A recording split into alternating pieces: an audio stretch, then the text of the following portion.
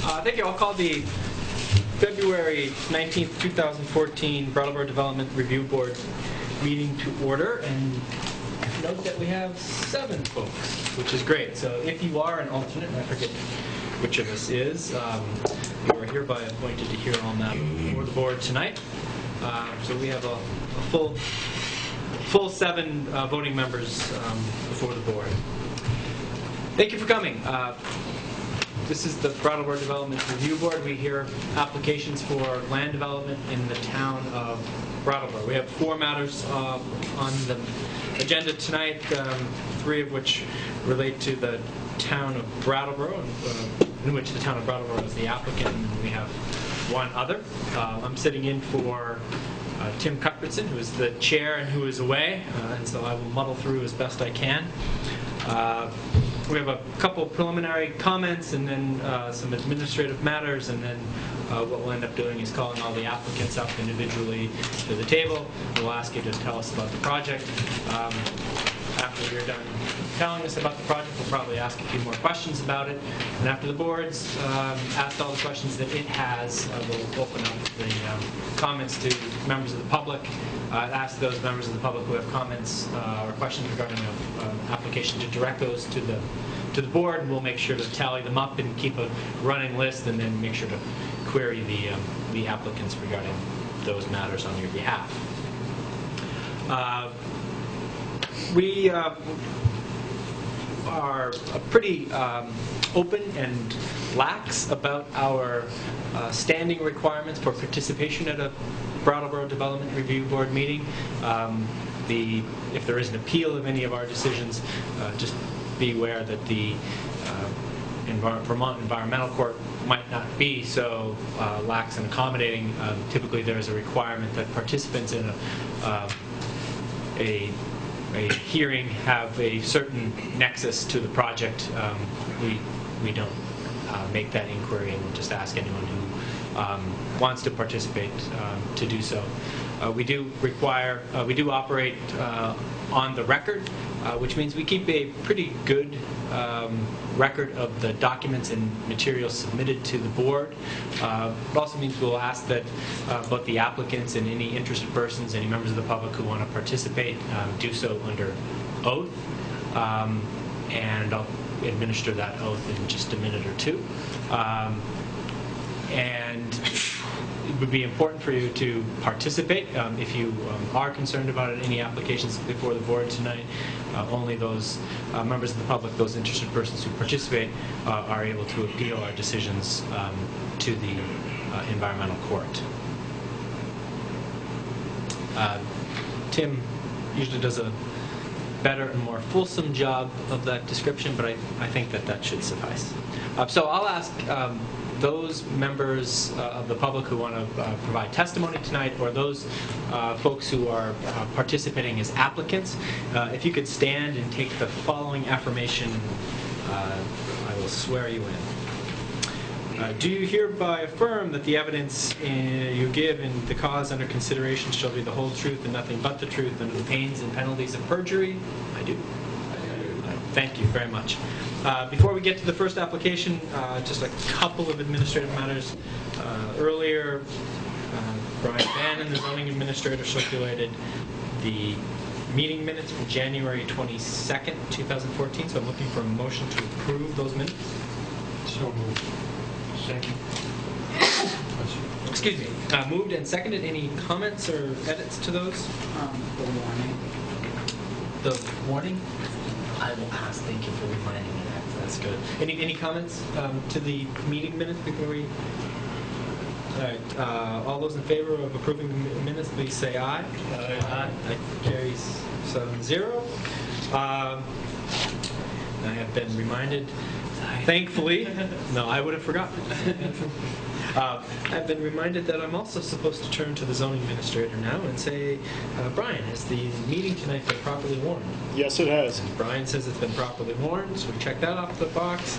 And I will call application 2014-006, Leslie Todd and William Lynch, Please tell us about your project. All the way. I have to recuse myself. Oh, I'm sorry. That's what I need to do. Before we begin, I forgot to say, are there any disclosures of ex parte communications or conflicts of interest? I have a conflict of interest on 2014-006. Recuse myself from that. Okay, Mr. Valente will recuse himself. Any others? All right. And I will now make a disclaimer that I didn't think I would have to make, and that is, in order to prevail before the DRB, you have to have 4 affirmative votes, no matter how many people are here. So we only have 6 voting members, so you are in a slight disadvantage in a sense. Don't have a 7th member. If you wish, we can continue the hearing. Most often people just try to feel about the board, see if it's going to be close, and if it isn't, just move with the vote of the 6 members. So it's up to you. Do you wish to proceed? I'm fine with 6. To you? Yeah. Fantastic. Please tell us about your project. Well, it's a long story. I try to keep it as succinct as possible. 15 years ago, I was working for the state of Vermont. I decided to start a private social services agency. The name of that agency is Priority Placements Incorporated. And about 5 years into providing services to kids in assessment foster care, I was requested by a supervisory union up in Bellows Falls to establish a program site for kids in the public school who were having a very difficult time managing being in the school. And so we started a little program up in Bellows Falls 10 years ago, working with Wyndham Northeast Supervisory Union district students who needed a stabilizing environment, tutoring services, other educational services, including recreational, and reintegration to the public school. So that, toddled along, did a nice job for a long time. And then the town of Brattleboro, the Wyndham Northeast, Southeast Supervisory District, asked me to open a program here, offering the same kind of services. So daytime services only, school year, same schedule as the school, and working with small numbers of kids, highly qualified tutors, special educators, to stabilize those kids, many of whom were out of school for long periods of time, avoiding school, not able to be at school, lots of different issues causing them to not be able to be at school. And so we established a program at 88 High Street in Brattleboro. Prior to that, my husband, Bill Lynch, had bought that property, I believe, back in maybe 2003, 2004. Somewhere around. Had renovated it. It's the corner of High and Bullock Street. And it was zoned commercial residential. It's on that block between High Street and Main Street. Between Bullock and Main Street. And so back in 2007, we lived there temporarily because our house was being renovated. And we also rented some space in the back of the house to Kindle Farm Children's Services. Some of you may be familiar with Kindle Farms. They wanted a business office space for their program off the site of the program itself. So they rented 3 rooms in the back. And at that time, we applied for a sign. I believe we obtained a permit to place a sign on the front lawn. And it says 88 High Street, and it said Kindle Farm Children's Services, and there was also a shingle for Priority Placements, my agency, because I had a home office at that time. So anyway, we lived there a few months, and then we rented to some tenants, longer range. And then when I was going to open this program in Brattleboro, we decided to have the program there. Out of ignorance, I did not apply for a conditional use. Is that what this is required to be done? Because we thought we were zoned residential and commercial, and that we could do residential and commercial things there. We didn't realize we would be violating any kind of, I don't know what it's called, a statute, a law? Ordinance, okay. And so the program has been up and running since August of 2011, and we work there school days only. We also have one room in the back part of the house, the east side? South side of the house, upstairs, that we reserve for our own private use if we want to stay in town due to weather or for other reasons. If we have overflow guests from home, we have space that's set up like a bedroom, and there's a bathroom back there as well. So I plead guilty to late application for this. I was interested, how did you learn that you needed an application or you needed a permit? I think what happened is that back in December, I received notification from one of the people in the school district, the central office, that any program that's providing services off the site of the school campus to students receiving special ed services needs to have a state fire inspection. So I called the fire inspector for the state, Brian Johnson, up in Springfield, and set up for him to come down on January 7th to inspect the property. And same thing in our site in Bellows Falls, because we had never known that there was a regulation or an expectation. Well, in fact, I think that was newly promulgated by the Department of Education. So Mr. Johnson came down. He brought Pete Lynch with him from the fire department, and they did a nice inspection of the building. And we went to Bellows Falls, and Brian did an inspection up there. And it was within a day or two, I think, I received the notification from Mr. Bannon that this ordinance had needed to be, this request needed to be addressed. And so then we completed the application, and I believe it's complete. I believe it was adequately prepared. Bill did most of the work on that. And we also received this very disturbing letter from the Listers Department that we were in violation of having a business license. And I had received my third notice, and I called the Listers office immediately. This would have been in mid-January, I think. And I said, I have never heard of such a thing, and I'm happy to have a business license if that's required, but this was not my third notice. And I said, this is the first time I've seen or heard anything about this. The notice had been delivered to High Street, to a mailbox there. We don't receive mail there. However, we clean out the junk mail, and that was in there, the third notice. And so I immediately applied for and completed the process to have a business license and paid a $50 fine. The woman at the office was sorry that I needed to pay that fine, but when I asked her, well, where were the other notices mailed? And she was a little confused and said, I'm not really sure, because I believe that action came out of the action from the planning department, which came out of the action from the fire inspection. You're on our radar now. I understand that. We neither punish nor reward folks who have tardy applications. I appreciate that. We'll play it straight and learn a little more about your project. So I have a layout of the property, and it's still designated on the first level with residential designations: living room, dining room, parlor. Have those interior rooms been repurposed for They're commercial used purposes? as tutoring rooms. There's been no change at all in structure or anything else. Okay. Yeah. How many children at any time might be getting services? We ordinarily are working with somewhere around a total of 8 students in this program, and about the same in Bellows Falls, 8 to 9. Yeah.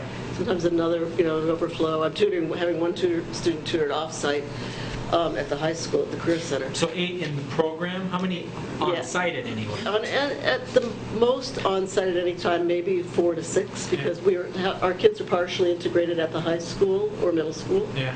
Or even elementary schools, and so they're not all there at the same time. How's the drop-off work? How do they get transportation to your site? Well, one comes at 8:30 on a school bus. Well, not anymore. She's at the high school now full-time, or in the mornings. A program here in Brattleboro that's called, it's run by Northeastern Family Institute, drops off a couple of girls in the morning. One student lives on Green Street, walks over. Another student, the mother drops her off. By, out front of the building, and the kids get out of the car and come in. So typically, students are driving themselves. No students drive themselves, and we wouldn't have that. You wouldn't permit that. Once in a while, a school bus will drop off a kid. If a kid from Dummerston or Putney is coming, they might get dropped off by a school bus. But most of our kids are not on a regular school bus. Any Any complaints by your neighbors for the services being provided? Are they even aware? Most of them aren't terribly aware. I mean, they see us coming and going. They see us having lunch out in the yard with, 5 or 6 kids and 2 or 3 staff. They see us playing ball in the yard. They see us planting hedges, breaking lawn, moving furniture, whatever. Tonight I was shoveling out the back driveway there, and our neighbor, Megan Becker, I said to her, did you receive notice Bill and I are going to the meeting tonight? She said, oh, I would tell him, just let him do whatever you want. So, she's, has more familiarity with the program because her house is on the driveway. One of the elements for conditional use is that your use doesn't affect the character of the area, adversely. I guess it could positively affect the character of the area. I think it does. Any other commercial office or similar uses in your neighborhood? Yeah, across the street there's business and tax consultants. Mm-hmm. And in fact, we have a rental property. One of their tenants just is renting an apartment from us downtown because there's a lot of traffic in and out of there at this time of the year. There's the Red Cross across the street. There's a dentist across the street as well. I think there's a law office. There's a law office further down on your side. Second house down. Yeah, 2 houses down is a law office. Already. Yeah. Okay. Just wanted to make sure that we addressed that. Yeah, one of the our principles in terms of the work we're doing is a principle of community-based services for kids that are in high school, so that they're actually not in a monolithic building isolated from the community, but rather part of a community, including job development stuff, community activities, contributions to the community. We do community service in both of our sites in the community. So it's really, there is kind of a purpose for us being at that location versus in an isolated location where the kids aren't seen and aren't seeing. So.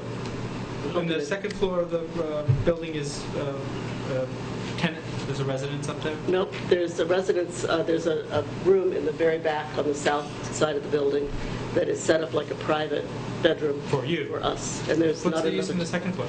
Our offices as well. Oh, your My office. office is up there. We have 2 tutoring rooms up there and a bathroom, full bath. Okay. Is there a kitchen in the first floor in the back? Kitchen on the first floor in the back, Okay. and a bathroom on the first floor as well. Any other members of the board have questions regarding this application? When anyone's there for staff, where do they park? 2 people or 3 park in the driveway, and then one of our teachers, Peg Brown, has an arrangement with McCarty to use space back there for her car. She actually lives nearby, but walks a lot.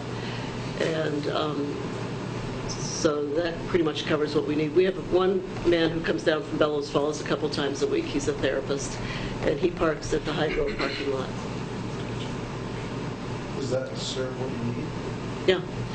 If we have meetings, which are usually no longer than an hour, where children's parents and perhaps school people come to our place instead of to the school for a meeting, they may park on the street.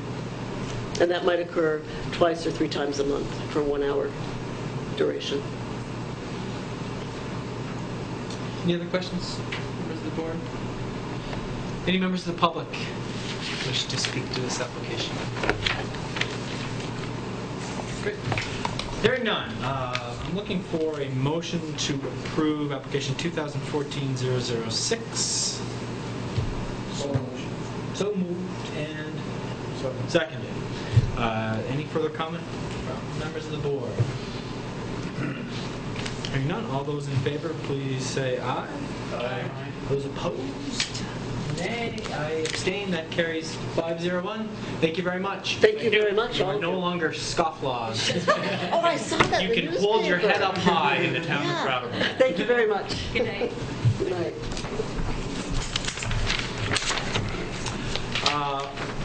The next 3 applications are all the town of Brattleboro. But I think since there are 3 separate locations, we'll just kind of open and close each one. And we might as well take them in the order shown unless the applicant thinks there's some reason not to do so. So I'll call application 2014-009 Town of Brattleboro for the, I think we'll do the West Brattleboro project first. Please come up and tell us about your project. Good evening. I'm Steve Corton. I'm the project manager for the town of Brattleboro. And with me this evening is Warren from Northeast Collaborative Architects. And behind me is Gabby Thatcher from Bell Harbor. These gentlemen will be presenting to you the first item on the agenda, which is the West Brattleboro Station 2. We'll start with the civil, please.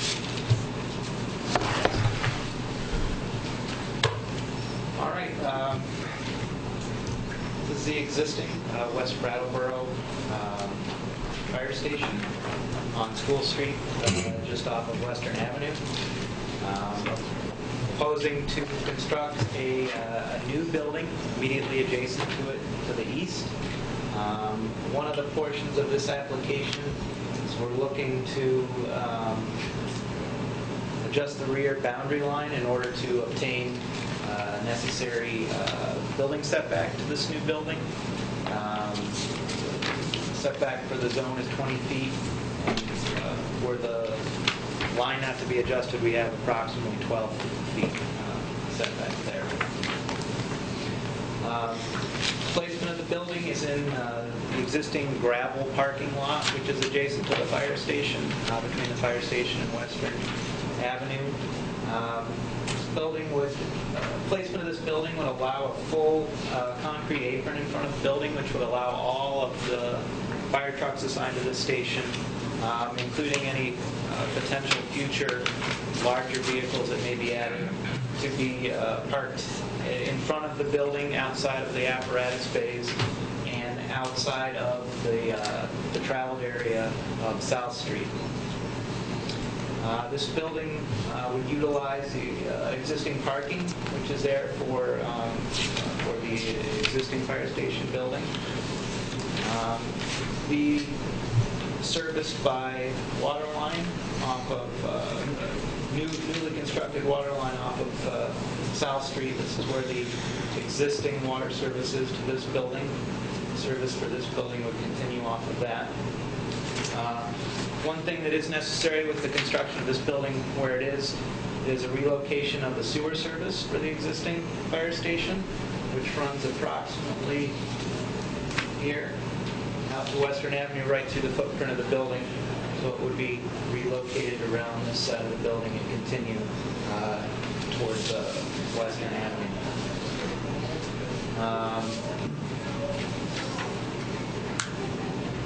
I think that's sums up most of the project. If there are any questions, I'd be happy to answer. Thank you. So it looks like there's some removal of some asphalt and some then a asphalt pavement is laid. Did you say that so all of the traffic on South Street will be, what is that, north of the new asphalt? And it'll be striped as such, and this square piece in front of the fire station will be concrete. Yeah. Portland cement concrete, where the road will be asphalt concrete, so there'll be a color difference between the two. We're not currently proposing any striping along the edge here. So will folks coming off of Western Ave and using South Street, and well, probably more accurately, folks coming off of South Street and then going onto Western Ave, they'll travel over that concrete apron? No, they will not. No? Really? Oh, I guess not. All right. This line right here, Yeah. represents the center of South Street. This lighter gray area, if you can see the distinction here, Yeah. represents asphalt pavement, which we'll be removing and repaving in South Street. Yeah. In order to match with the new construction. And then this darker piece is the concrete. So cars heading out South Street towards Western Avenue would be traveling right here. Cars coming off Western Avenue would be here. Okay. So how much distance between what would be the edge of that concrete pad and what would be the outer edge of the town road right away from the center line at that point right there? From the center line to the concrete Yeah. varies between 12 and 17 or 18 feet. So how, just out of curiosity, do you know how many rod road that is out there? Is that a 2 or a 3 rod road? I don't know offhand. So did you just say your edge of your concrete is 12 to something from the center line? Correct. 17. So that sounds like it's in the town road right away, doesn't it? Yes. Some of the concrete is in, the right-of-way line on the south side of South Street is right here, which does go through the concrete pad. And will there be some more and better striping to kind of define the difference between the traveled way and the parking and pad area? My recollection is right now it's a bit uncertain. Are you talking about this existing parking? Yeah, the existing parking and then the new parking, the new pad as well. We don't have any striping proposed. Yeah. The existing parking wouldn't be affected at all by construction. And again, the distinction for the front here is more by material than by striping. Okay. And no curbing. No curbing is proposed. No. Yeah. Not that I think it's necessary, but okay. And the exit, just looking at the maybe it's ironic because usually when we look at a site plan like this, we would ask the fire department if the the exit, or in the police department for that matter, if the exit of the vehicles onto Western Ave directly like that would cause a dangerous situation. It looks like the fire trucks are going to be exiting on a pretty tight radius right out on Western Avenue.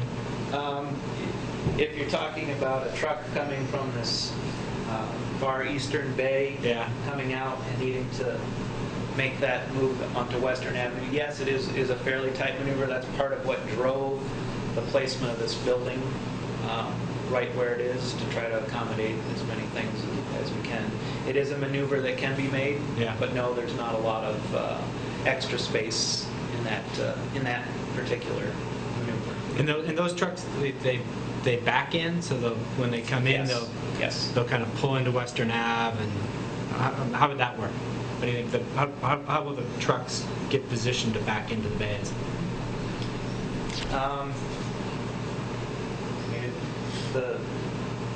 The pad itself, gives room for the truck to position itself mostly in front of the bay. Whether, I don't know if perhaps they come in and make some turning maneuver up here in order to face in and back in.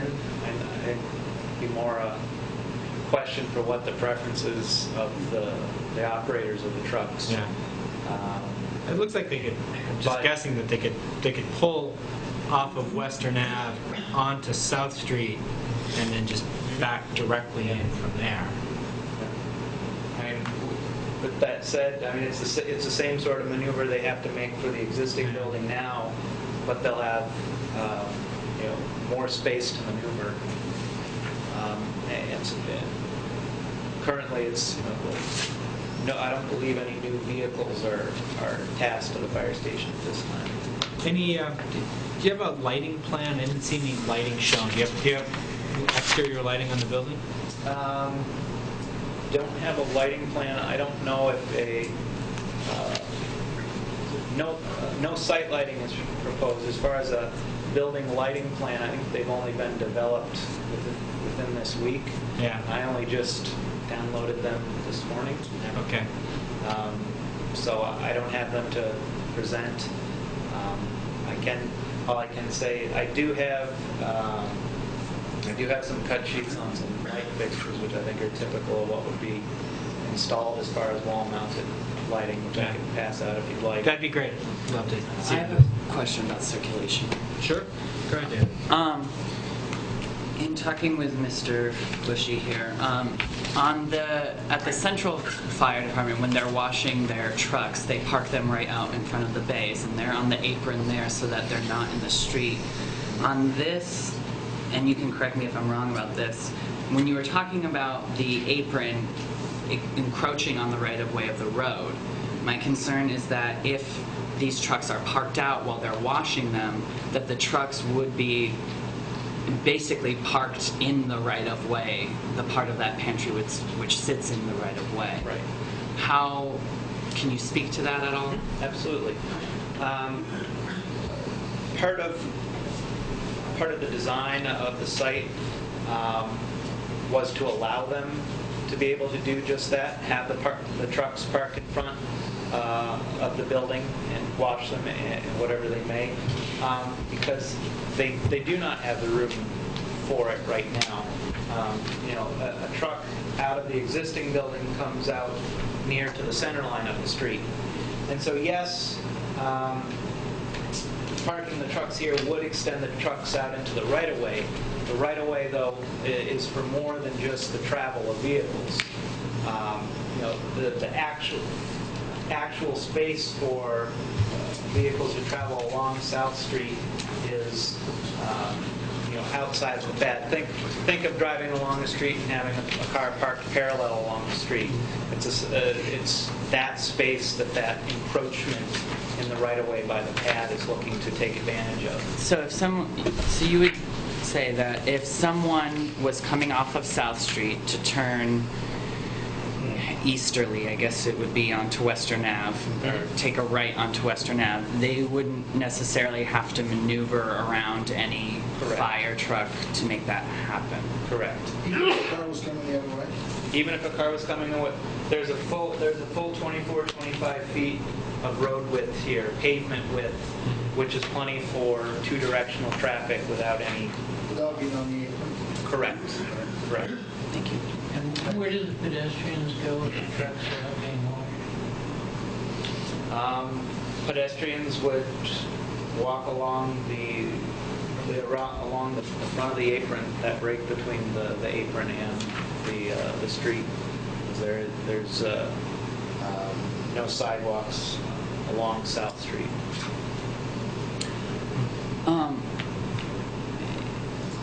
Sorry.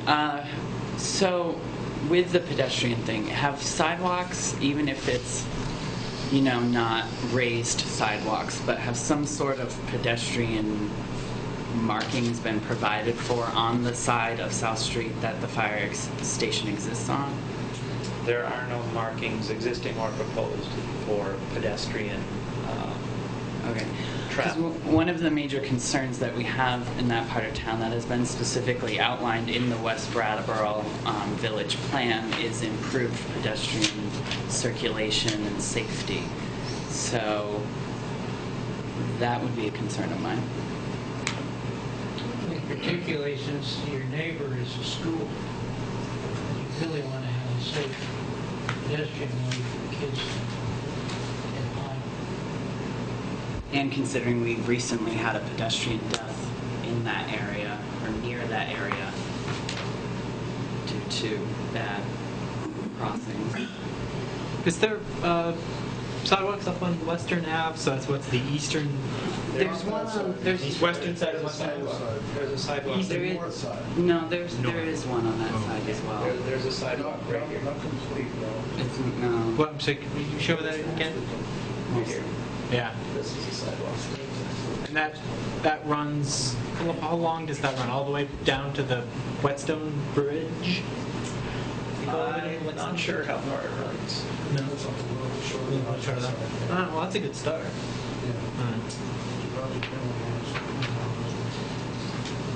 Are there any lights at all out on the avenue to notify, when there's a fire, trucks are entering and exiting or something of that nature? Is there any provision for those lights out on the avenue that are, I don't know, if they're flashing red or something that notify people, caution, fire trucks are entering and exiting? Not that I'm I aware know I don't have anything like that now, but will there be more trucks there than there are now? We're not anticipating more trucks there, and I suspect that the lights and horns that are on the trucks might be adequate for that. I thought that the existing, the downtown fire building has an exterior light indicator. I think, isn't there a yellow flashing light that's always on above that intersection? I think there is. Yes. There is. Yeah. Well, the fact that we can't remember. And, okay, a couple other questions that were noted by the planning department. Looks like you're going to lose about a half dozen trees or so. Do you have a landscaping? I didn't see a separate landscaping plan. Do you have No. Do you have any exterior kind of landscaping, softscape you're working on? At this point, we're not proposing any landscaping just beyond the extension of the grassed area as it is. There are, yes, some trees, some lone trees that are removed here. This is wooded to the rear. The extent of the grassed area will be extended towards Western Avenue. We aren't currently proposing any planting shrubs or trees of that nature to this site. The current station is going to go away. No. That, at the moment, that decision has not been made to remove the existing station. In fact, in the study, it's been left as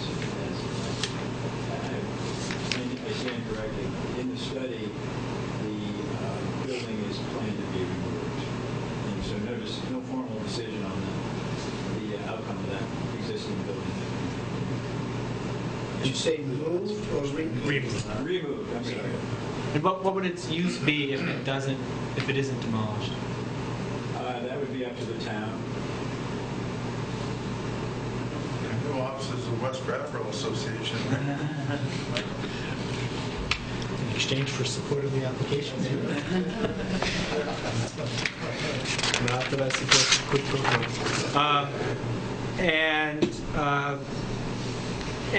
There was also some comments about sound attenuation for an exterior generator. Do you have a generator on site? So where's it located? There is a generator right here. There's also another generator here, which is associated with the Vermont Yankee siren right here between the two buildings.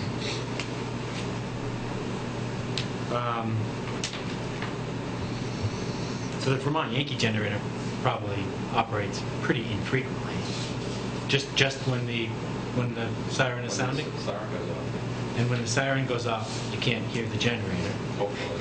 Yeah, the siren's going off. Okay. How about your generator? What kind of uses do you anticipate out of the generator? Just in power outages? Yes, power outages only. And most generators of that type have a once a week test for an hour or less. Yeah. Okay. Person nearest residence. I guess you have some residences up on South Street, fairly close by. Yes, there are. Any sense of the noise generated by that generator? Do you have a spec sheet? Well, I would say from the generator where it is, this is a hillside up here. This is also wooded through here, so there is some buffering to that effect. The generator also has a lot of attenuation.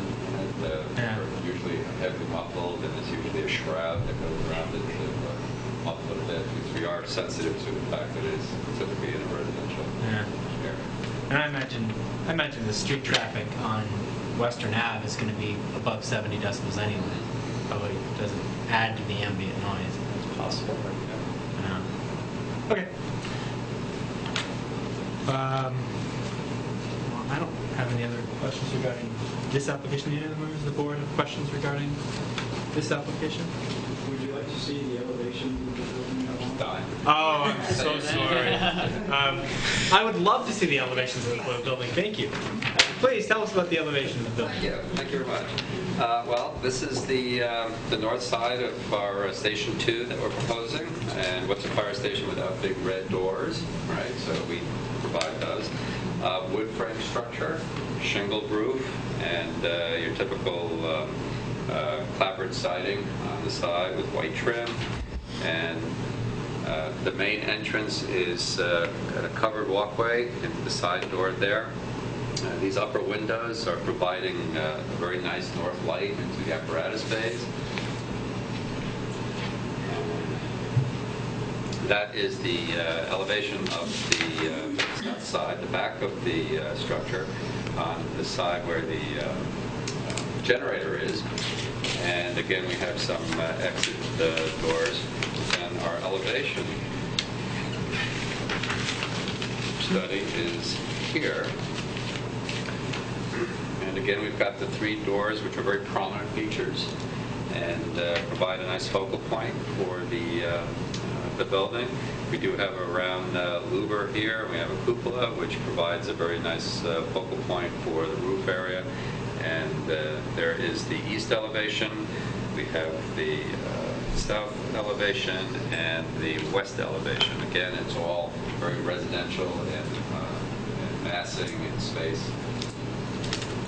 And that's pretty much what we're proposing. Those three doors will be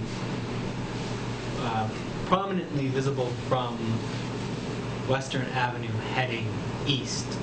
So people coming off the mountain, there'll be a nice building. It'll be a pretty And building. especially at night with the lights coming through the 3 bands of glass on those doors, I think it's going to be quite striking. What have you done for energy savings? Is there any solar? Is there a special installation or what? That's a very good question. We have not quite super insulated walls, but we are proposing sprayed insulation, very high R value, especially on the tall structure there. We're framing the building with 2x8s, so we're getting a lot of depth, a lot of high R value. One of the things that we haven't shown yet, because we are in DD, is that I'm a very strong proponent for solar tubes, light tubes that take outside light and funnel them into corridors and public spaces in here. So that's something that we haven't placed yet, but I am looking forward to doing that to help augment the lighting requirements inside the building. So new construction, is that closed cell or open cell foam? Typically closed. It's a spray isocyanate, and that's typically closed cell. Yeah. You say looking forward to installing those light tubes. Does that mean it's in the plan, or you're hoping to persuade the town to put it? We're not showing it yet, but it will be in the plan. It's in the plan. They're relatively inexpensive, and the benefit that you get from it is well worth the cost, I think. Any other questions from members of the board regarding this application? Well, in Sue Fellion's note, she mentions drainage, groundwater, management. What are you planning to do anything with That is a simple question. Anything with drainage. As far as the site looks to generally mimic what is there now, there is a very small reduction in impervious area with the swapping of the building for the existing gravel parking lot, and then loam and seed for what areas remained out towards Western Avenue. And so drainage patterns would be essentially as they are now, draining overland towards Western Avenue, other parts draining towards existing storm drain system in South Street, which connects to Western Avenue. that? Except for changes in the impervious surface, there are no plans for any additional infiltration. Correct. I mean, this is a site that does have some infiltration now. As far as with the nature of the site and the overland drainage and the amount of green spaces available, so we're just trying to mimic that in the proposed condition.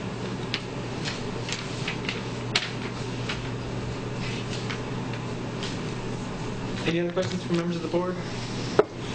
Any members of the public have questions or comments regarding this application? Please come up, introduce yourself, and let us know how we can help. My name is James Bansleben, District 2. It's just a simple question.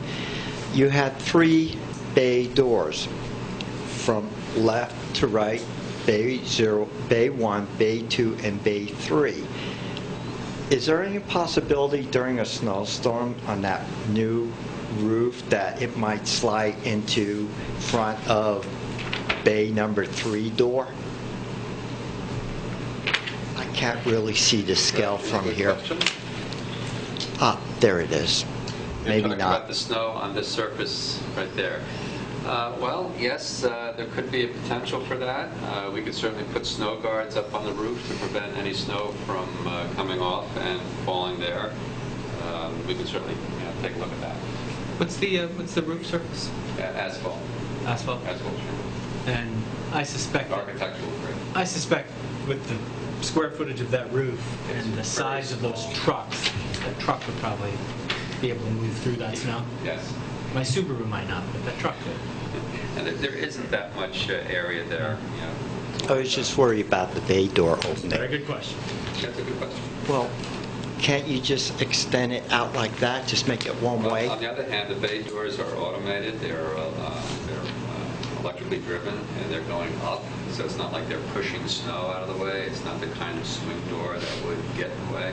So I suspect that even with quite a drift there, these doors will still be able to open. Thank you very much. That was a very good answer. Thanks, James. If I'm sorry, go ahead. That's interesting. You said that the doors are electrically driven. What would it take for a person, for human power, to lift one of those?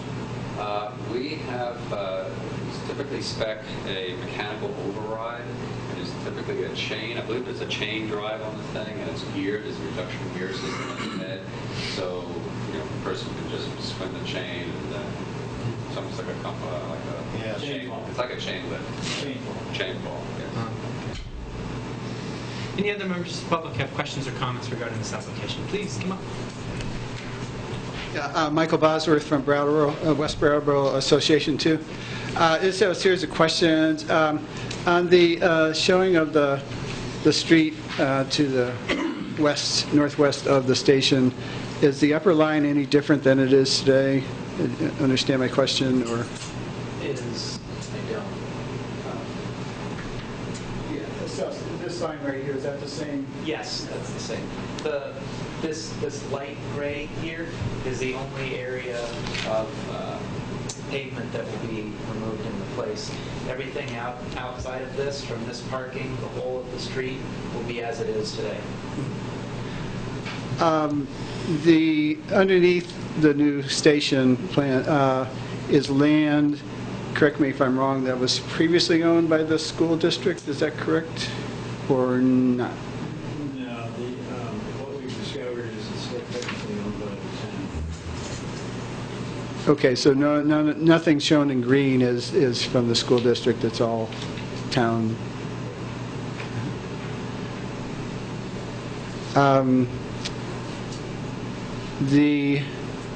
When you say in the study the old station is to be removed, is that referring to the original study that sort of came before the town vote? Is that the study you were referring to, or? Yes, the original study. And so a question about timing too. The town has some money to study safety issues from Academy School Crossing to Greenleaf Street. And if that study came up and said, all right, we'd like to do this in this particular area, and that study didn't come up with those recommendations till, say, 2 months from now or something, is that too late? Or, how does it, whatever might get approved by the Development Review Board, is that then too late to do anything to this plan? Or how does that work? I'm not sure I can answer that alone, and I'm not sure you're directing your question at me, but Yeah. it would depend on the change, I suppose, in what that study brought forth. As far as the actual layout of this building, the apron, and the effect on the street, I was wondering what outcome of the study would make a change to that. I mean, it brought up some issues about sidewalk, and so I don't know whether the study would bring that up too, but if it did, would their hands be tied to, make some changes? Don't know. Yeah, I mean, as far as I can tell, the application pushes that building as far to the south, really, and even further to the south than is permitted in the district, in order to free up as much space on South Street as possible. And we may have a condition that there be at least some pedestrian striping, if not a sidewalk in that area, and maybe a recommendation that the applicant incorporate any of the suggestions from the Traffic Safety or Pedestrian Safety Committee as well. Just a couple questions on the elevations. I think Spoon brought up solar, potential for solar. I'm not at all assuming there's money in the project funding to put solar panels on the roof, but if at some date, some later date, some way we're found to get that money together, is the roof sort of set up to take those in the future, orientation-wise and strength of roof-wise? Do we know? Typically, we have such a safety factor in roof designs that the photovoltaics are readily, accepted. I'm sure there are enough, load points there to put something like that in there. We could certainly take a look at that and confirm that. And how about the orientation to the sun? Is one side of the roofing better? Well, this is north, and the southern elevation is this. So potentially, we could have something along, on this surface right here. I think that would work well. And what's the heating system proposed?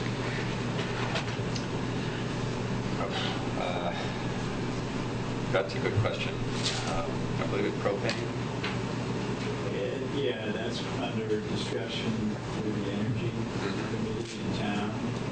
The proposed heating system in this particular building would revolve around a radiating tube slab. Yes. Particularly for the trucks and the maintenance of the trucks and so forth, to get the snow and the dunk off as soon as possible in the wintertime. And that will essentially drive the rest of the heating system in the building, meaning that will do most of the work, and whatever else is in that building will function primarily as fresh air circulation. And then a question about the upstairs, where the upstairs windows are shown. Is that going to be similar to the current station, its function? Those windows here are typically the upper portion of the apparatus bay, just to get natural light into the apparatus bay. They are insulated, fixed lights, non-operable. It's just to get light in. So the current stations have sort of meeting, I've actually never been up on the second floor, but it has sort of meeting space on the... Well, there is no second floor here. This is an attic space up here. So is there anything going to be equivalent? The part of this on the side, is that... It's all single story. I understand, but on the first floor on the side there, what's going to go in there? What's the floor plan? Yeah, Okay, right the there. floor plan, this is office space here, support spaces. These are sleeping rooms, sort of like a kitchen, bathrooms, and a couple of support spaces around here. This has, in the rear of the apparatus bay, has a mezzanine that's used for storage, part storage. And then this portion up here where the trusses are is basically attic space. And I think I have one more question. Currently, the electrical system within the old station is somewhat problematic. I believe the West Brattleboro Association has held events on the little triangular green where we've asked to sort of plug into that system, and the people from the fire department are sort of reluctant to, because it sort of could affect the electricity to obviously higher priority things going on in the fire station. Is there any potential provision in the new building for like an exterior outlet or something that maybe the public could take advantage of? Could be also plug in for lights on trees during holiday season, or... That's a good point. We can certainly look into that. I know that typically typically on fire stations, we have outlets that are just inside the doors, so that the cords can run on the outside, underneath the doors, and that would typically, has typically worked before. I don't know if we need anything in particular, but certainly a couple of separate circuits there, 20 amp circuits would suffice. But I mean, if it's something like lighting for a nearby tree, you wouldn't necessarily want the cord there underneath the door all the time, right? Okay. So a request or a it's something suggestion. We'll take a look at that, definitely. Right. That's a good idea. Thanks. Bill, if I might, Sure. were you thinking about the common area across South Street? Well, two things. We have held events on the common area, and one of the years we did tap in and run a line across the this. Is there a conduit under the tree? Not that we're aware of, but there's also the possibility of lighting a holiday tree on this, the same side as the station. Yeah. Let's plan to put a couple outside outlets there. My fear was to run a cord across South Street. So, but we can certainly accommodate something on this side. Thank you. Quick way, thank you. My name's Stuart McDermott. I'm with the West Brattleboro Association and don't have anything more to say that Michael hasn't already covered. Just that the West Brattleboro Association looks forward to supporting all of this. We would like to participate in any way that we possibly can also, such as being interested in the exterior lighting, the landscaping that hasn't been proposed or would maybe be proposed. And as Mike mentioned, the exterior outlet is a little thing, but it would be nice with the community to work with that. Also to reiterate that this study that has been long in the planning is coming to fruition now that Michael mentioned before. And if some of the results of that study can be incorporated in this whole process, it'd benefit, I think, the community a lot. Thanks. Thank you very much. I think if I can comment here, what I hear you talking about, Stuart and Michael, is viewing this fire station as an integral part of the community. It's sort of a community center. So it's not just a fire station. It needs to accommodate some public activity. And so all these things. Now, I don't know whether you need or you have gone to the town about this kind of thinking, or to the committee, that advisory committee. It seems like that's the place to have that idea imprinted. Yes, right, Spoon. That's one reason why Michael was bringing up what's on the second floor and so forth. And also that we have discussed before with certain town people, what's going to happen to the old station? Wait a minute, before we knock it down, let's see if somehow the town of Brattleboro can utilize that structure. Thank you very much. Any other members of the board have questions, comments regarding the application? I think there was a consensus of the board. I may be wrong that in addition to the draft approval that we have reviewed, that the board would be interested in conditioning the application on the designation of a sidewalk to the south side of South Street, going from, well, I guess it's from South Street to the sidewalk on Western Avenue, and we'd encourage the applicant to incorporate any of the recommendations of the Traffic and Pedestrian Safety Committee that will be making a recommendation shortly. Is that a fair assessment? Yeah. My only other concern is the removal of the trees, the 6 trees, which I know in general we don't take very lightly. and to not have those replaced, especially in an area which the West Brattleboro Master Plan kind of designates in essence as the village center for that area. It has a very prominent church there. There's this town kind of village square. There's the fire station, the school, businesses.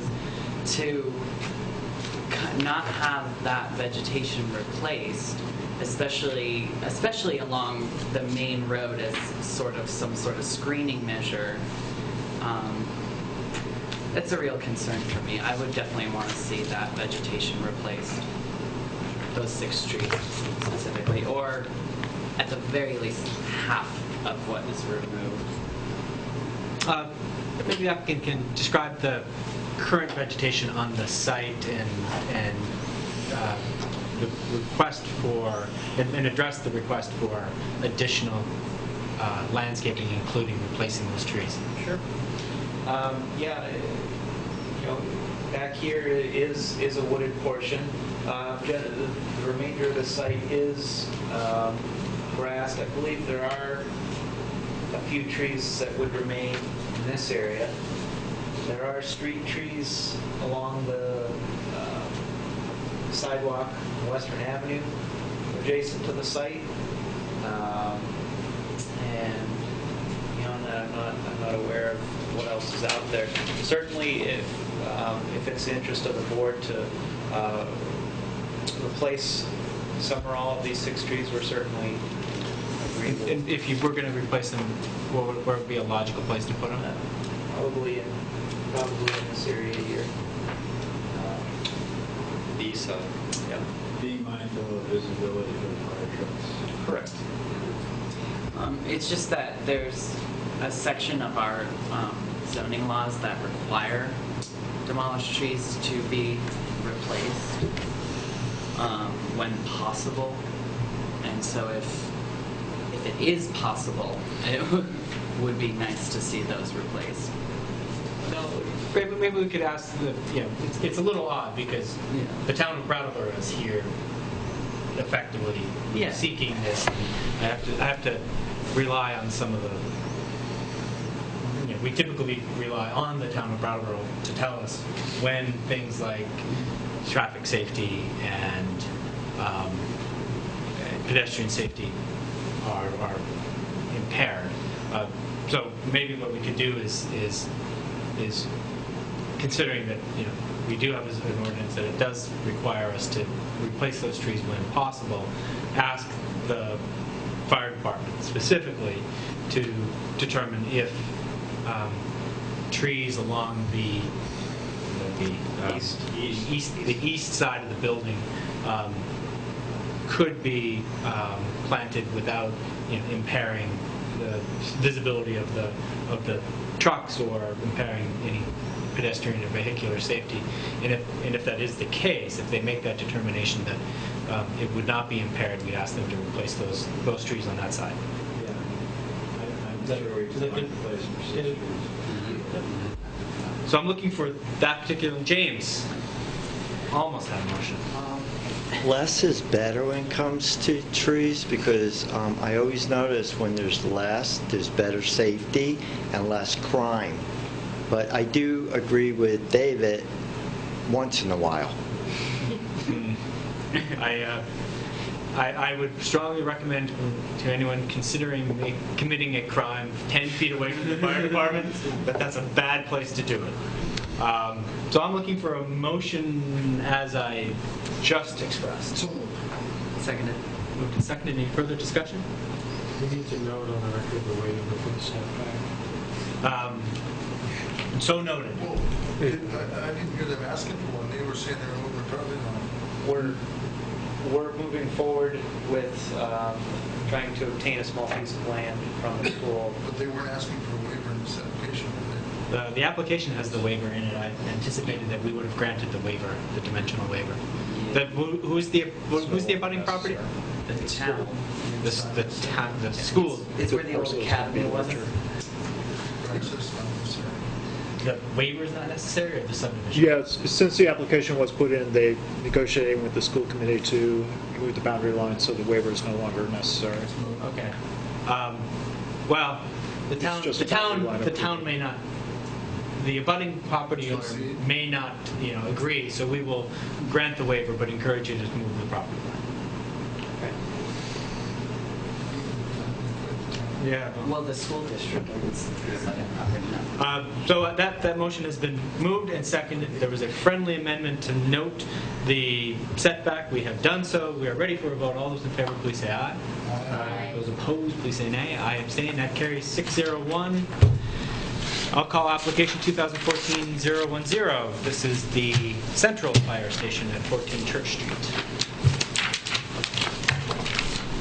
Who made the motion? I'm going to say Joe.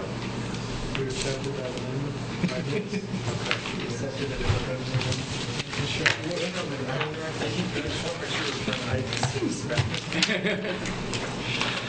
My Robert's rules is not that good.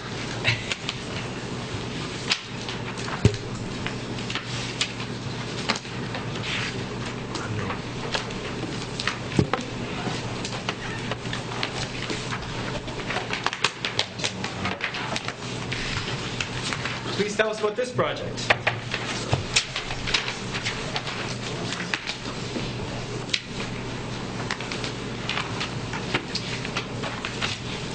All right.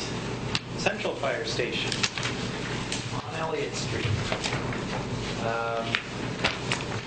This light tan yellowish color here is the existing fire station as it sits now. Looking to make an expansion on the rear of it in the location of current the cleaners building that's there on the property behind the site, as well as a small addition here, extending an addition here.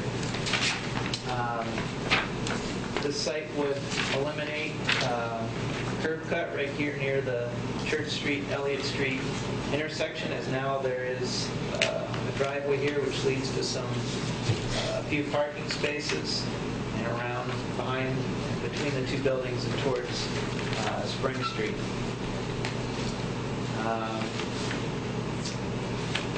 With this, we would be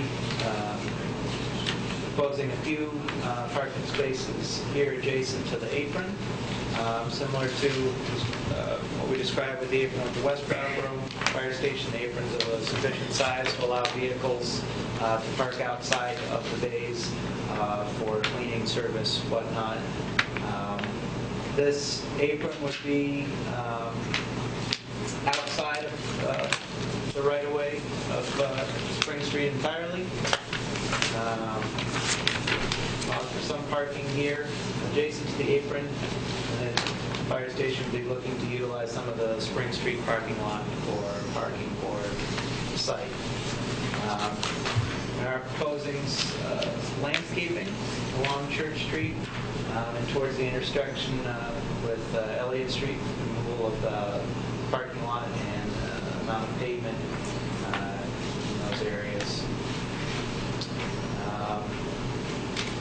Will be a small retaining wall here in the rear of the site. This is a rather steep slopes. Church Street itself is a very steep street.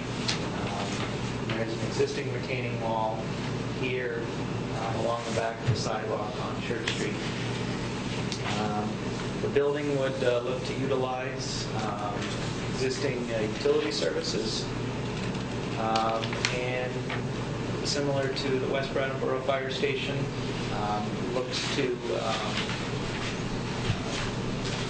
mimic the existing stormwater on the site, but with a reduction in impervious area, specifically with the introduction of all the landscaping on this side, as well as some small amounts of landscaping here in the rear. Part of the project also includes the application includes the consolidation of a few pieces of property in order to contain the whole site.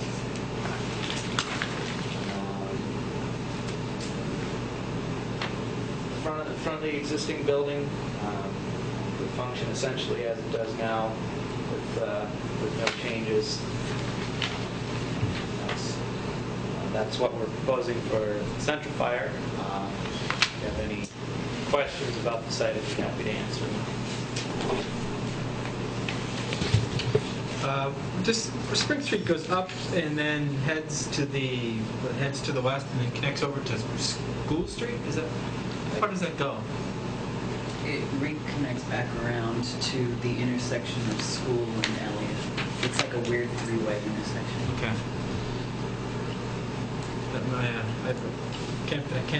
I have to admit I don't really notice Spring Street when I drive by. It goes behind the San Yeah. School. It does. If you go up School Street right before you go up the hill, you take a right behind San through the house. And you get one through there. And the total parking on the site will be about the same, less, more than the current number of parking spaces? With the utilization of a portion of the Spring Street lot should be about the same as what it is now.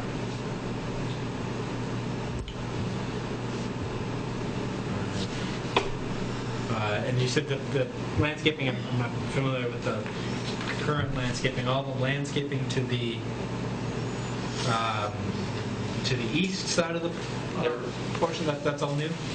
Yes. What's there now? There's parking back there? Oh, really? Yes.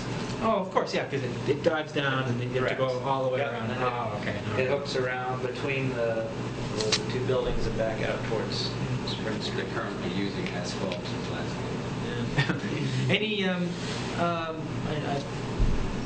know that sometimes dry cleaning businesses have some environmental concerns. Any environmental concerns with the demolition of that existing building?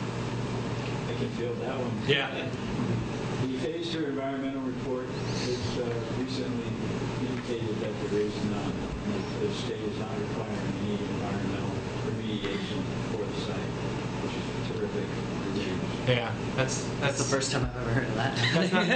That's not. I don't know if it's typical, but with some regularity, dry cleaning businesses may have some problems. We anticipated the worst, but the best came out. Good. There is some minor abatement concerns within the building, but the property owner and president will be responsible for demolishing the building and will have to take responsibility for the materials inside. Okay. Yeah, and this site seems to be significantly more constrained than the West Beast site, and it's pretty. I mean, it looks like you've put just about every inch that can be developed into either landscaping or development. Maybe I don't know. Maybe we can go right to the elevations. Absolutely, thank you. This is the Elliott Street side that we're looking at right now. This portion here is the existing building. This is the existing apparatus bay. This is the existing doorway into their operations center now. There's an office over here. On the second floor, this right now is a large meeting room with a kitchen behind it. And we have offices over here on this side. Basically what we're doing is we are changing the look and feel a little bit, adding a lot of red, adding a lot of color to it, replacing, we're basically putting some new metal copings on the building. And then over here is our addition. And we have the main entrance now to the public portion is through this curtain storefront entry. This tower structure here houses the exiting stair and the elevator. And this curtain wall here allows some very nice southern light into the hallways. The other elevation, this is the western elevation. Again, this portion here is existing, and this is new. This is the hose tower where they lift their hoses up and they drain their tower. We're also adding a platform here so that they could practice their search and rescue. They can rappel down the side of the building and practice their rope tricks. And then this is the main addition that we're adding.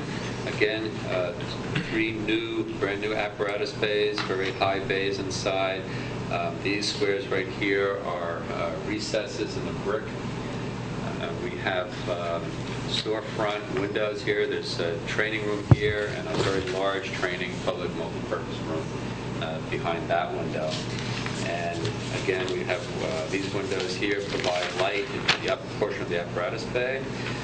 We're showing a sloped roof here, and this is going to be an area that's covered for outdoor activities, perhaps barbecues and things like that, public activities can occur here. And again, using the darker concrete block, we're accenting the stair tower that's here, which provides the exit for that side of the building.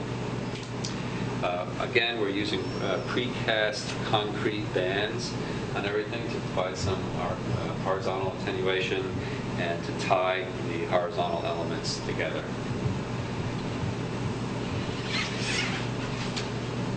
And these are the elevations.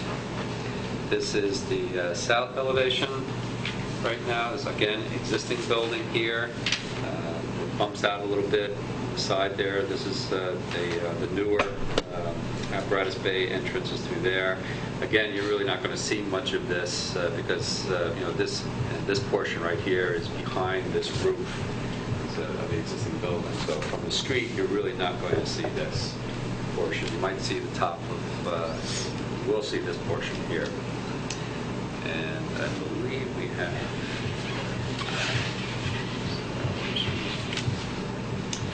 And again, this is the western elevation. This is existing. It's an existing building right here, and we are adding, this addition. And in the existing portion, these windows now are for bedrooms in this area. Again, the training rooms, apparatus bay, and on this eastern elevation, we have this is up against the Church Street. We have some the offices up in here, a exercise room, and again the stairs, elevators, and this is the existing building. Again, the precast bands are going across, and this is all brick. Trying to match the brick. We'll try to come close to what we have with the existing building, try to maintain the same view. Any questions? Any site lighting other than building lighting? We have not anticipated any site lighting yet. We'd like to put things on the building where possible. Okay. And same fixtures as the West B location for which we have cut sheets? Yeah, we'd like to be consistent. Okay. That's all the questions I have. Any other questions from members of the board? The access doors on the Elliott Street side, are those any taller? No, because we're restricted to what is structural. Right. We're just replacing the doors with energy efficient thermal doors. Can't any height build those? No, unfortunately we can't. They told me about what they did with the special. They had to get a special ladder truck in there that was modified to fit there. And man, I'll tell you, that's a tight squeeze. Was it cost prohibitive to do anything about enlarging those, or even a couple of them? It would be. Because right now we have existing structure over here, and that is helping to support the very nice waffle concrete slab that's above that. So, see how it would work. I'm just curious, and you might not have the answer to this. Because you're building the larger bays in the back, conceivably the front ones would be for smaller fire trucks, I guess. Yes. That is the fire department's plan. Plan. for small vehicles. Okay, I was just curious. Thank you. There was a note here about the landscaping. I think the concern was that the southern shrubbery would be essentially at the bottom of a steep retaining wall, and the suggestion that it be moved out. Is there any reason that that's a bad idea, or any reason it is where it is? When I say out, I guess I mean east. From a non-landscaping professional viewpoint, I can see where the merit moving away from the wall. Yes. Particularly because of the soft infiltration. And there's the snow being tossed off the sides. I would think moving it away from the wall. What about the triangle to the north of the building, which I assume is partly where the custom laundry building is, and then partly just a steep slope? Is that about right? Here? Yeah. Yeah. As it go, you can't really see it on the map, but as it goes north on Church Street to the northernmost part of the property. This is a very steep slope Right. right here, yes. Is there any possibility of landscaping that area? It's currently been Well, very slow. it is currently, there is existing vegetation on the hillside. We attempt to keep as much as we can, minimize disturbance during Keep it construction. native.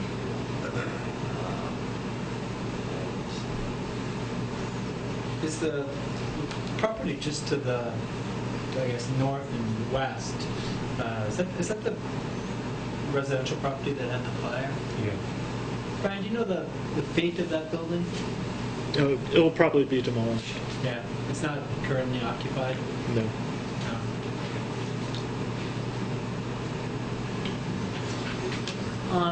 In terms of pedestrian safety, I'm very glad to see that the curb cut is going to be taken out and replaced with a sidewalk, especially given the fact that that intersection in particular is difficult to cross and people are going at excessive speed there all the time. So thank you for that. One of my questions is, looking at the Elliott Street side, you have the 3 spaces off to the left, and then it looks like, is that some landscaping right there? That little green square right there? Yep. Is there sidewalk on that abutting Elliott, for that little section of green square? Yeah. Yes, there is. There is currently, or there will be? There is. There is currently? Okay.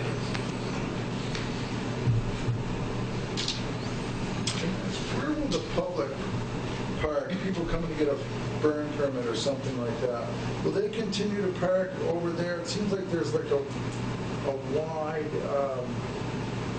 sort of, I don't know if it's official parking spot or two, but like when they're calling guys for a fire, they always seem to park around that corner over there.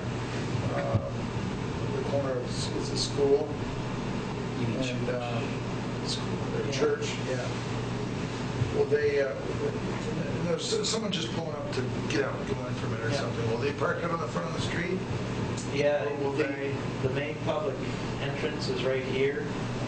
We do have one space for one accessible space right here, but as far as general visitor parking, unless fire is willing to task one of these spaces to that, because currently they have first responder type vehicles, I believe, parked here. Then you're looking at either parking around here in the rear or parking somewhere adjacent to the site, a nearby street or parking lot. Well, the urban district requires that no new additional spaces be created, so they can't really have new spaces for the public. They're kind of on their own to get there.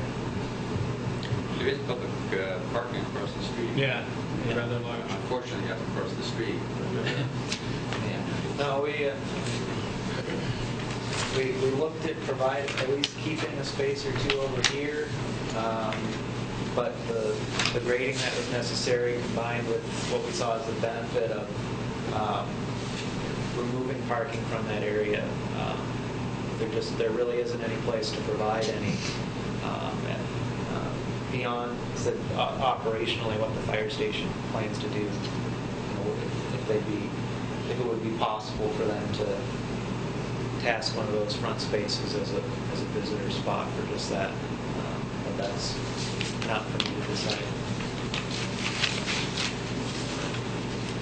Any other members of the board have questions or comments regarding this application? Any members of the public have questions or comments? James, come up. James Vance, 11th District 2. That's a great plan. Where's the barbecue going to be again? Next to the climbing wall. Next to the climbing wall, yes. The barbecue area is over here. That area. And will you be testing the barbecuing for us and supplying the hot dogs and hamburgers? If I'm invited, I'd be more than happy to. On behalf of the fire department, thank you for the barbecue space. And one more question, I'm sorry. I can't really see from here, but there's a monument, I don't know if you noticed it, with the names of the fire people, and is that still in the same place? Nothing's going to happen with that. It's right here. Thank you. Any other members of the public have questions or comments regarding this application? I'm looking for an application, a motion to approve application 2014-011. So, Moved and seconded. Any further discussion? Hearing none. All those in favor, please say aye. Aye. Those opposed, please say nay. I abstain. That carries 601. Thank you very much. And in the spirit of Olympic hockey, we will shoot for a hat trick tonight and hear application 2014-012. Please tell us about this project. I've been working with town staff over the last week to address redoing the existing parking lot in the northwest. With that said, did submit some revised plans by email to staff. Oh, That's great. And that's what's reflected on the board that I have. Oh, all right. I'll just... I don't know. Okay. So we'll work off of that presentation and those sheets when they go around. It's kind of late in the game now, but can those lights, overhead lights, be turned on that one and directed onto that? Does anybody know how to do that? Looks like everything's up to directed. That track light up there, maybe we need a ladder. No, that's That's in a the little TV. better, but I don't know if the camera, you see, so we get the light on. There you go. Well, that would help now if that could be. Yeah, let's do that. That's good. Much better. No problem. All right, well, so we're talking about the building that we're in. This is the existing town hall building. Looking to make an addition on the western side for the police station. With this, would be moving and replacing pavement for on the south side here, adjacent to the library. All of the parking and use on this side would be for the police department for their marked and unmarked vehicles. There is one handicap accessible space that's currently located right here that serves the library. We are proposing to relocate it here to the north side of Town Hall, adjacent to the fire escape. This point in particular, I've had some discussions with Rod Francis just yesterday as far as the placement of this. Our placement, as we show on this plan, works from a layout and grading sense in that it leaves space for vehicles to back out of the spaces here and exit, and there's an existing path for pedestrians to come towards the library. The concern he raised with me was the fact that first off, he didn't like that this was the space between the slanted stalls in this space. He felt gave it enough adequate space. But more importantly, he thought that it didn't seem appropriate to have a space for the library, but when you park there, you can't see the library. With that said, it's been suggested putting the space right here, where someone could drive in, they'd head in, be able to exit their vehicle, and make that path towards the library. While that's doable, the impacts of doing that would mean construction of about 30 feet of retaining wall along here in order to get the flat grade that's necessary for the space adjacent to the driveway out. So that's the discussion of what's the issues revolving around the relocation of this one spot, which is necessary because of the now exclusive proposed use of police on this side of Town Hall. There's no possibility of extending that piece of lot? Extending the lot to the south? Where the handicap lot is, there's no possibility of adding some asphalt to that lot, so the police would still get the space of the old handicap spot, or they just don't want somebody. It's a matter of access. Okay. Because part of the plan is there's signage right here, which identifies this as authorized vehicles only. And so all this paved area, these spaces are solely for the use of the police department. And so it's a matter of access control for them. But to move the parking space on the other side of the town offices, it's a very steep slope for someone who's in a wheelchair to navigate from that space to the library walkway. It's a very steep grade. Not from here. But how would you so if you're going from that space around the front of the building? From here around, there'd be a small piece of walkway here to redo and regrade, but generally speaking, this area is flat. This area is flat. There's a little ramp up here. This walk is generally flat along this piece, and then the connecting piece to the library. I'm saying from the driveway as it exists now up. I know I walk it all the time with my children. That's why I'm saying it's very steep for someone who isn't in a wheelchair, even if you're just walking and it's icy. So it seems not, significantly steep, but I'm saying if you're trying to navigate that in the winter time, it is. There are steep portions. I mean, yes, this driveway does drop off. That's not what I'm talking about. I'm talking about from when you exit your car and come up around the front of the town offices. Okay.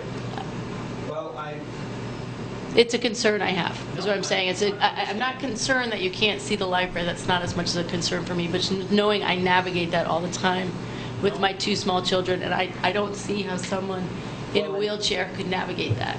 Well, and part of it, were this to be the spot, there will be some replacement of walk for regrading purposes. But generally, this is proposed because the possibility, it is generally flat. Yes, there are steep portions, and that would certainly be addressed. I may have dozed off here. What problem are we trying to solve? There's currently a parking space for the library. There's currently a handicap accessible space for the library. Right next to the located library. right here. Okay. And is there handicap accessible parking spaces for the library out on Main? No. That was something I also discussed with staff. That was a possibility. Their feeling was that was adequate for ambulatory handicapped people, but not for wheelchairs. As far as parking and being able to have the space, I haven't examined that area fully. I don't have. I know a little bit. You have to go back up the street to use the ramp. Yeah, right. Yeah. You'd have to get out on the Right, street in no, a wheelchair, go up the street to get onto the ramp. That wouldn't work. What about just converting two spaces that are presently regular parking spaces across from that area into a handicap? That could be done unless I don't know what was the use of these spaces, if it's any are associated with this building or... Those are town, those are State office. metered. They are. They're metered. They're are monitored Right. by but they're intended for the state office, but they're actually part of the parking trust or whatever it's called. That would avoid I having, don't see an issue with that. you did that, you would have to build a retaining wall, right? Correct.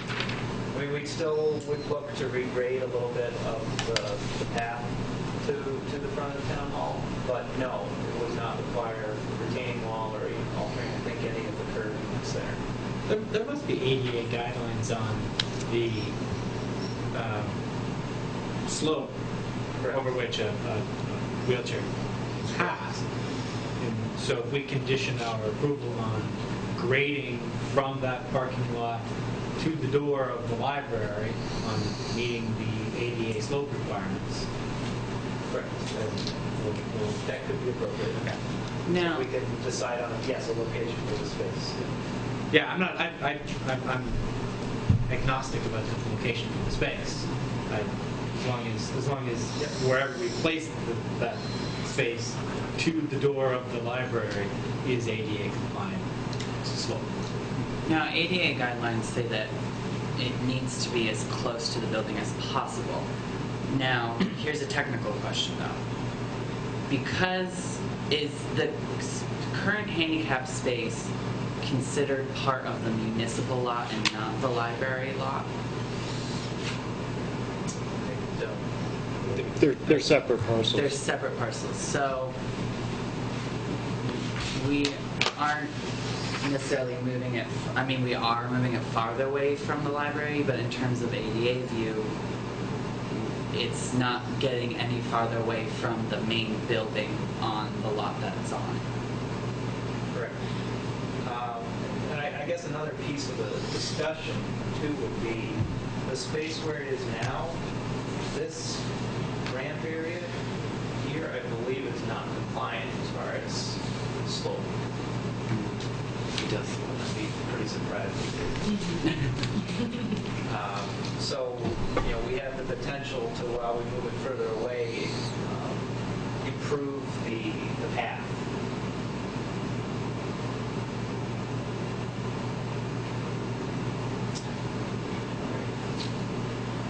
Yeah, how about some of the parking? Looks like the parking has gotten significantly better even since our last round. So as far as site circulation, entrance here, there will be signage here at the end of this island directing that all traffic must go to the left through this parking lot. Again, as a matter of access management for the police, there'll be a sally port here with 2 vehicles on this end of the building. What's that expression? Sally port? Sally port. Never heard that. What's a sally port? Cars come in and out. It's where they drive the police cruisers in when they have somebody with them. Is that a euphemism? It's a medieval term. No, it's not. It's actually a technical term, but I don't know it's if a you safe got a area where they can pull in, secure the door behind them, and let the passenger, if you will, out of the vehicle without them escaping readily. That's the euphemism to which I was referring. Passenger. Okay, I'm sorry. So traffic will come here to the left, circulate around here, and we'll have to exit towards Main Street as there will be signage here indicating that no right turns are allowed past the front of the... Oh, that's interesting. So effectively, you make that Grove Street access one way except for police vehicles. Correct. Okay. Now, is there going to be, but there is still technically a way to cut through, Correct. even though they're not, because my concern... You'll be breaking the law in I front of the guess, police station. I mean, Yeah, you would that's a good be idea. surprised with the number of people who use that as a cut through. Yes, to Main this Street. is a connection. This is a raised pedestrian crossing here, but it is through in either direction. Why wouldn't you close that off? If the police can come out and go out to Grove Street, Why Or they could loop around. Close off which piece? In front of, yeah, right there. Just close that off so there's no through traffic. If the police want to exit Main Street. Yeah, but they could just as go opposed up to and having to around. go around. They always like the shortest path out. I'm just asking. Yeah, no, the reason would be to allow police shorter access to Main Street should they desire. And then it'll be signed, it'll be striped and signed. Yeah, there's pavement arrows throughout here. There's a sign which is right here indicating that there's no right turn allowed. Okay. So, and this, and actually with this, the desire to keep this two-way entrance here. However, the reason that this landscape island is right here is there's a utility pole with a guy wire, and moving it would be difficult. And there's also a sign that keeps people from coming in off of Grove Street and then scooting through like a police officer? Yeah, there's a sign right here, which would indicate that they must turn left. Got it. So that's new circulation. With this, there'd be a raised sidewalk, which comes through here to the main entrance to the police. This area right here is proposed to be a rain garden for treating a portion of this parking lot. See, we're proposing a significant amount of landscaping, because we're also significantly reducing the amount of the pavement that's out there. This is 100% paved today. We do have some site lighting proposed. Light location here, here, and here. Just to show up on the water plans that I gave you. That's part of the lighting fixtures that I passed out over there. What else? Can you talk about that snow storage area in the upper left-hand corner there? Is that meant for where it'll be stored until it's removed, or stored until the spring and it all bleed off into the retention things? It depends on how much snow there is, whether it's your desire or anyone in town to remove that. From a site engineering standpoint, there's no reason that it couldn't just be a pile until it melts. Unless we have a winter such as this, it's probably too big. Is there new subsurface stormwater retention, detention functions in that parking lot? Subsurface, no. It's unless this rain garden will have a filter media to it with an under drain, connect to existing storm drain. So There's no infiltrators or anything not like that? underneath No beds the of stone or anything like not that? underneath the pavement. So does it all then connect to the existing stormwater drainage system network, whatever, and go into that? Yep. Right now there's a network of catch basins which drain to a line which comes down this driveway and out to the system in Main Street, and it will connect to the same, but with a reduced flow, significant reduction in impervious, plus the infiltration aspect of that. Can the municipal building be demolished without threatening the addition?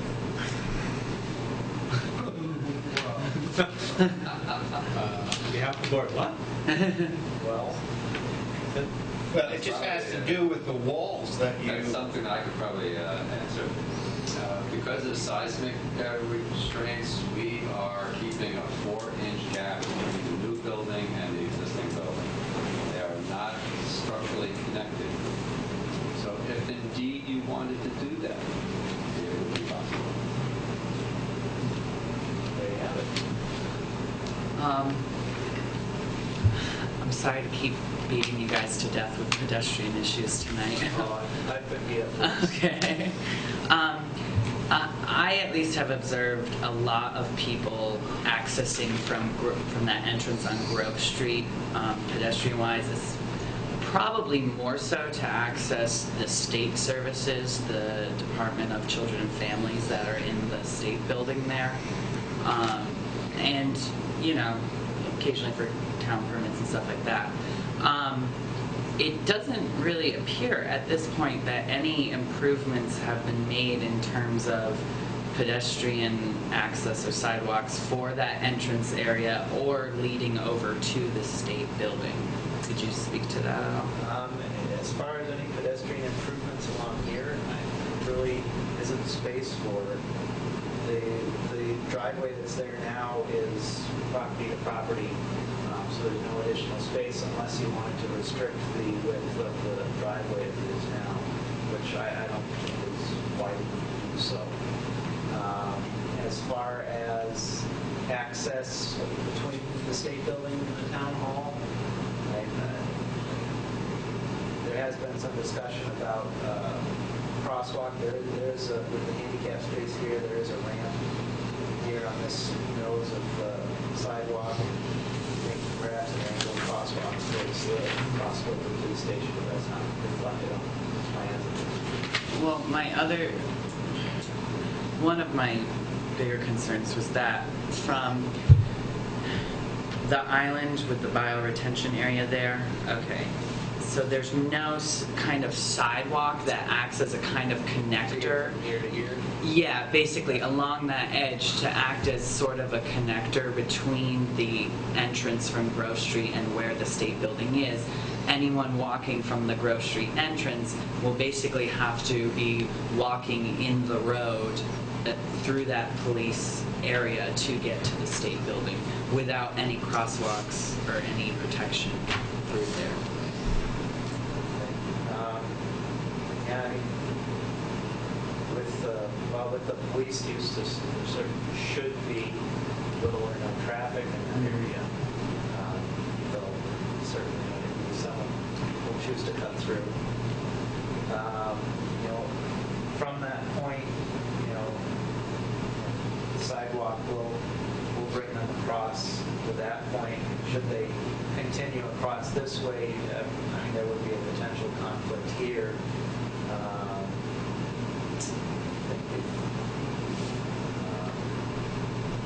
Crosswalk may be feasible at that location. Beyond that, I guess. But who parks in the back side of that lot? Here, north side? Is that state employees parking there, or is that folks who access the municipal building? That would be to be determined, I guess. Do we know what the current use of that is? I think I understand it, that the state used to lease some spaces out there for their building. They do not anymore. However, the town has those spaces back. So presumably there won't be a lot of folks who are coming off of that parking area and going into the state building. And if they are, I'll assume that everybody in the road is just like me. If I parked in that space, I would just walk to the state building. I wouldn't come down the parking lot. Yeah, I would just. If you are parked here, there is sidewalk. Yeah, that's why I was going here. Okay. Maybe we can do the elevation then?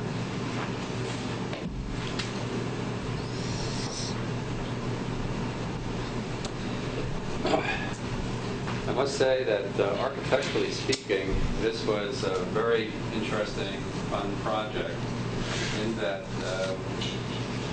we don't typically get to add buildings to such a very nice historic building. And you used the term historic. Is this a designated historic building? I believe it is. Yes. Yes, Yeah. it is.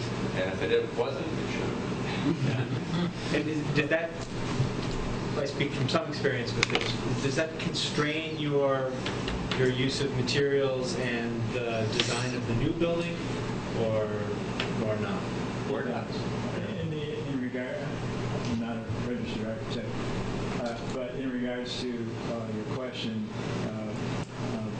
the effort has been made to preserve any of the historic features of the existing building, such as the roof line, cornices, precast lintels, and windows and so forth, so that if the addition was ever removed, all those items would still be left in the premise.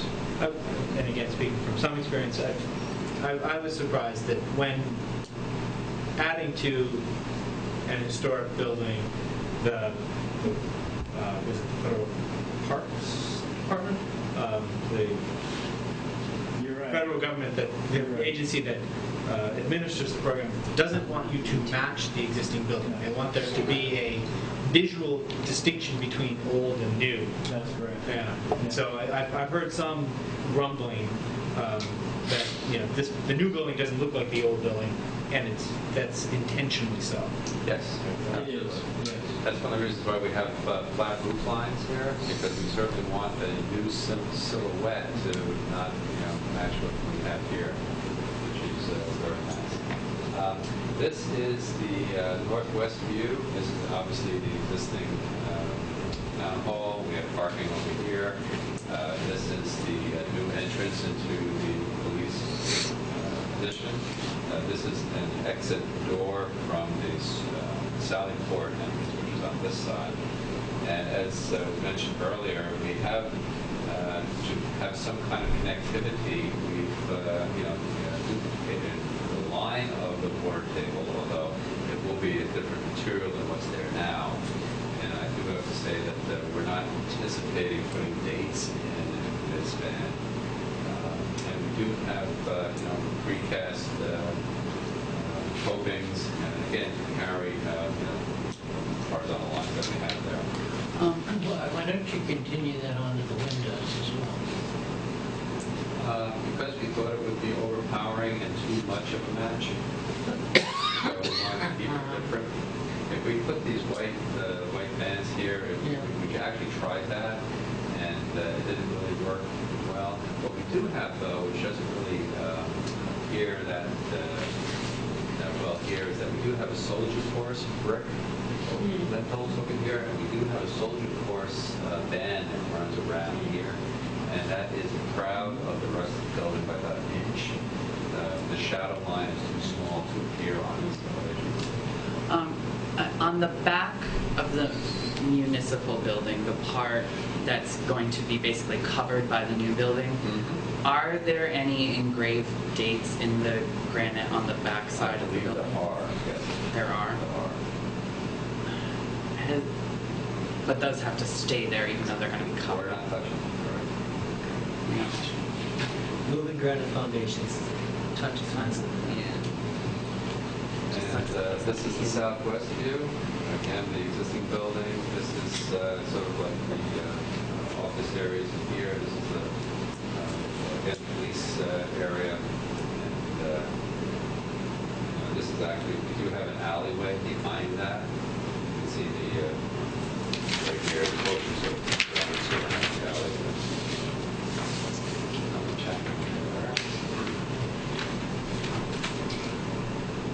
The elevations.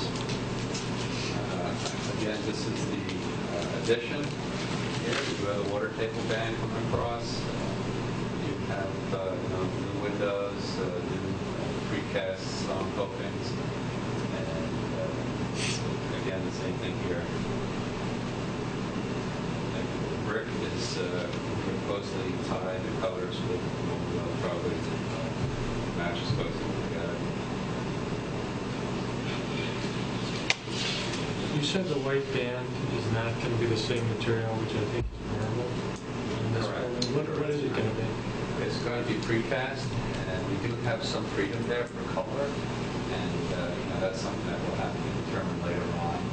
But we'll obviously have some committee help with that, and select a color that simulates the object. And on the east elevation, we don't see much. Again, this is way back, which doesn't detract from the nice front of the building. This is the west elevation here, the Sallyport doors, and again, police officers on top, on the second floor. Basically it. How much of a roof is there over what will be the main entrance?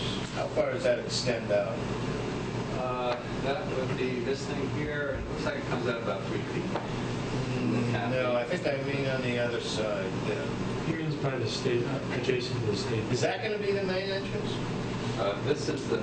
That's the police entrance. Where's That's the police entrance.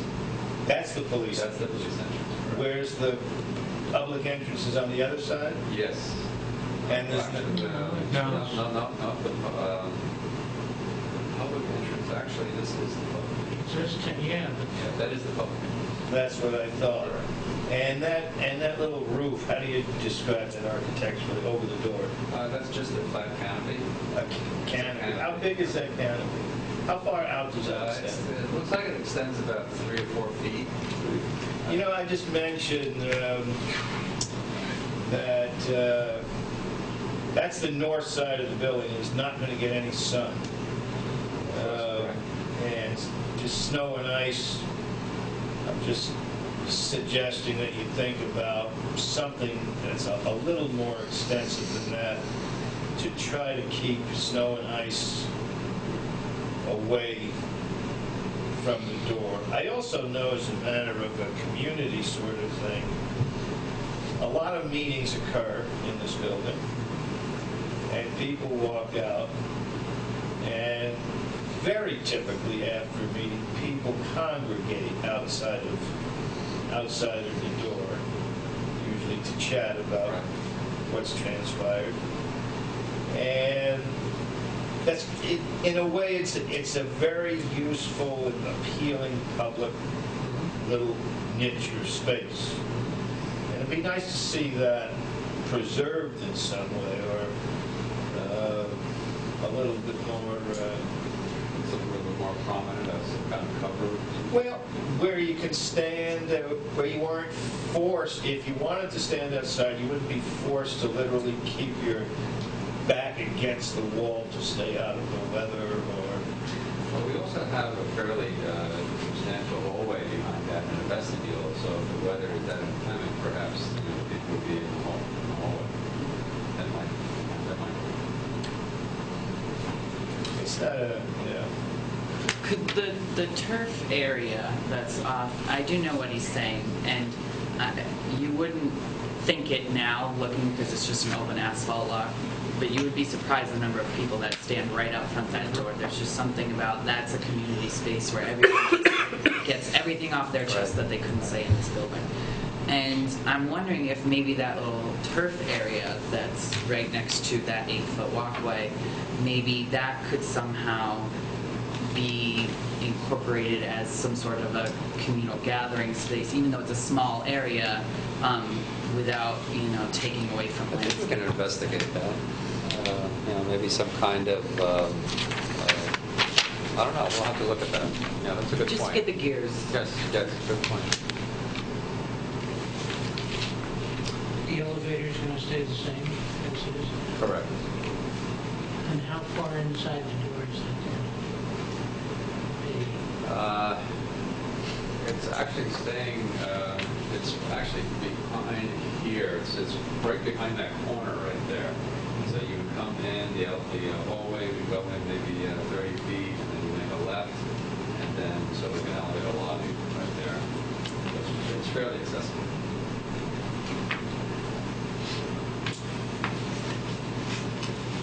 Any other members of the board have questions regarding this application? Any members of the public have comments or questions regarding this application? James. James Vance, live in District 2. I love this design. I like the fact that you can tell the old, differentiate the old from the new. My mom used to be a historian. The best part she loved about architect is you can always tell the original building from the newer building. And I like the way it's like got white at the bottom, so it does kind of blend in, but you can also tell the history of the building. And 100 years from now, I'm pretty sure people will be talking about it. It looks like a great building. I work with a librarian on certain projects. Her name is Jean Walsh, and she wanted to point out to me when I was showing her some of the plan with her friend Bob, the handicap parking closer to the library.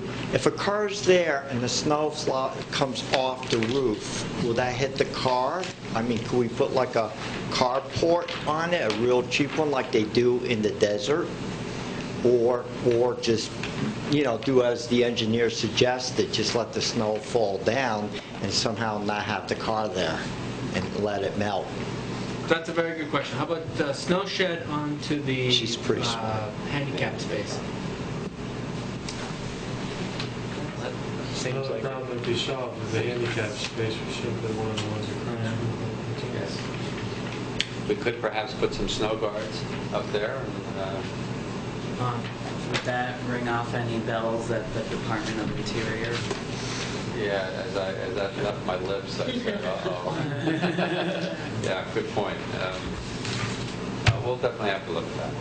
We'll have to look at that. I think the consensus of the board, the sense of the board might be that it would be appropriate, as long as the entire path from the parking area to the library is ADA compliant, to put that ADA parking space over on the other side. Might be good for us to cross. And a striped crosswalk. Any other? Yes, Brian. Where do the dumpsters go?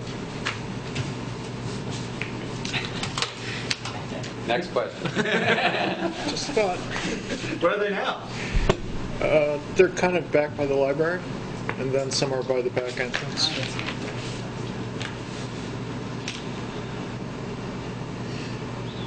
Kind of near where that spruce row is, but more towards the That's obviously something we'll have to look at. Yeah. Could they go in that little alleyway? Well, they have to be accessible to a dump truck. Oh,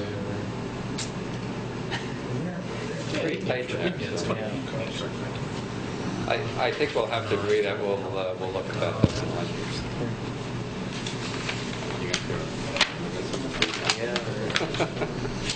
Or say, maybe they go where the handicap spaces that we're going to move over to. Yeah. Yeah.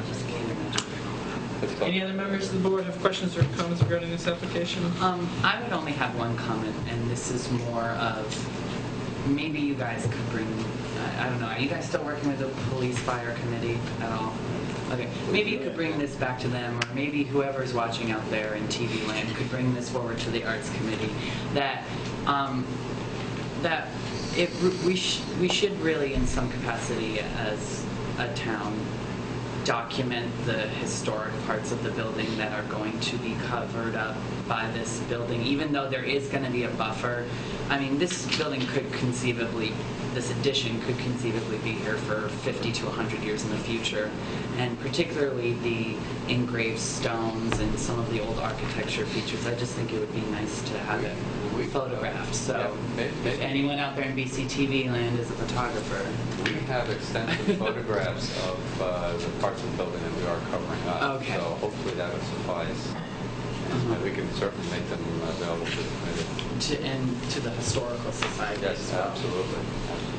Thank you. Looking for a motion to approve application 2014-011 with the condition that the relocated handicap space, the path between the relocated handicap space and the public library meet ADA slope requirements. So moved. Second. And second. Any other comments from members of the board? Hearing none, all those in favor, please say aye. Aye. Those opposed, say nay. I abstain. That carries 601. Thank you. Thank you very much. Thank you. It's a pleasure. Good luck.